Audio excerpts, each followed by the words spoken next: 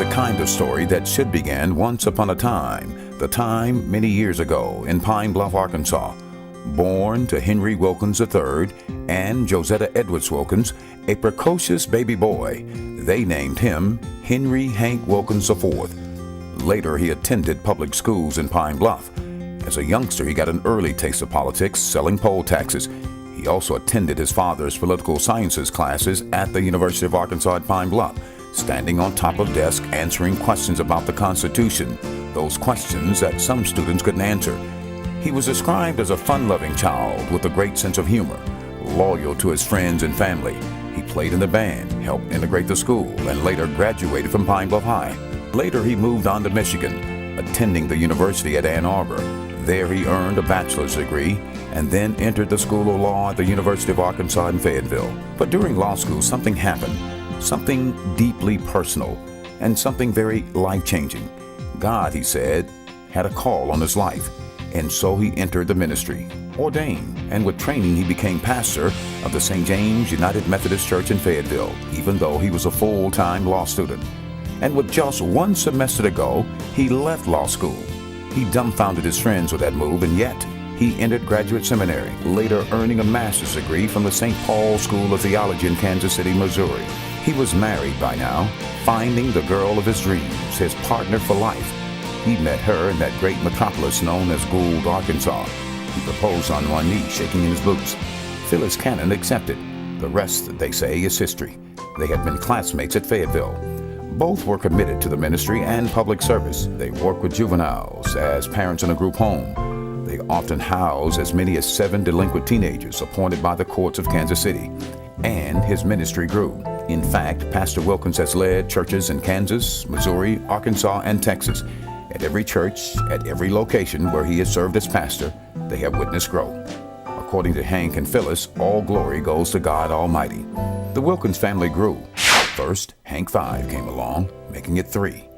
Later, the youngest, Wesley. Now there were 4.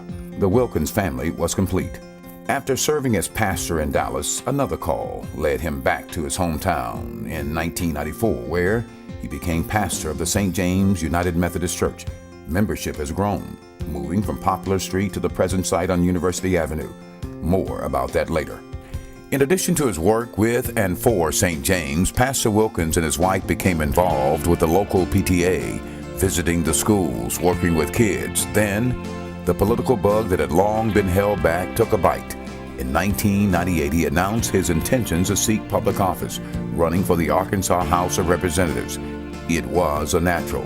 His father, Henry III, had a distinctive career in the legislature, helping to launch the Arkansas Black Caucus. His mother, Dr. Josetta E. Wilkins, also served in the House, where she authored the Life-Saving Breast Care Act. His uncle, Gene Edwards of Sherrill, enjoyed a distinctive career in the Arkansas State Senate, and his brother-in-law, Rodney E. Slater, had been appointed by President Bill Clinton as a new U.S. Transportation Secretary. Public office seemed a natural. In the legislature, Wilkins earned a reputation for being tough but fair, an advocate for the underprivileged. He focused on education, health care, public safety, and public accountability. After that, he was elected to the Arkansas State Senate. Voters decided he was the right person at the right time to get the job done. Here again, he gained the respect of his colleagues, helping to push through the Anti-Profiling Act and passage of the life-saving seatbelt legislation. Throughout his legislative career, he has been given so many awards, we don't have time to name them all. One that he treasures, however, comes from the Transportation Safety Board for his work and making it mandatory for motorists in Arkansas to wear seatbelts. That legislation has saved lives. The Pine Bluff Housing Authority, in fact, named a building in his honor. He has chaired and co-chaired committees in both the House and Senate. He is now one of the longest-serving lawmakers in the Arkansas State Legislature. In January, he begins his final 2-year term. And despite all of the legislative duties, his first priority has always been serving the people of St. James, reaching out, touching lives. He gave everybody an opportunity to be all they could be. He has a lot of patience. And if you can do anything and want to do anything, he'll let you develop your talent. I've noticed with how he works with the children. So Pastor Wilkins is a shining example of what it means to be a mentor. He has taken a number of young people, including myself, and showed them how to not only work through the legislative process, but to be spiritual leaders, good, decent human beings. And he has two fine young men himself as sons, but he never declines to take our time to work with somebody. And I think that is what being a mentor is all about. He has talked with me, and the church is involved with working with our young people in the system so that they don't graduate to the adult criminal system. So I think Reverend Wilkins, again, is a wonderful example of that. Arkansas State Representative James Word grew up with Pastor Wilkins. They are now colleagues in the Arkansas State Legislature. Hank and I grew up together in the same neighborhood, and I knew very early on that Hank was going to be the kind of person that you could, more or less look up to, and the kind of person that other people respect. And I think that Hank is an excellent mentor for our young people in today's society. And I think that we need more Hank Wilkins in this particular area, because I think that with Hank, I think that people respect him, he respects people, and I think that's how he's able to get things done.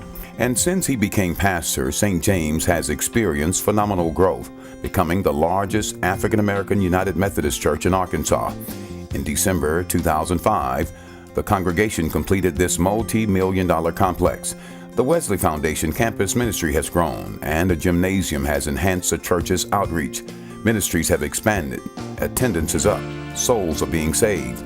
Kingdom building, while still under construction, continues to be a work of Bible-centered teaching. The choir has become one of the most prolific groups in the state. Children's church is expanding along with the nursery. Prayer lines through conference calls for men and women are available. The liturgical dance team is in place.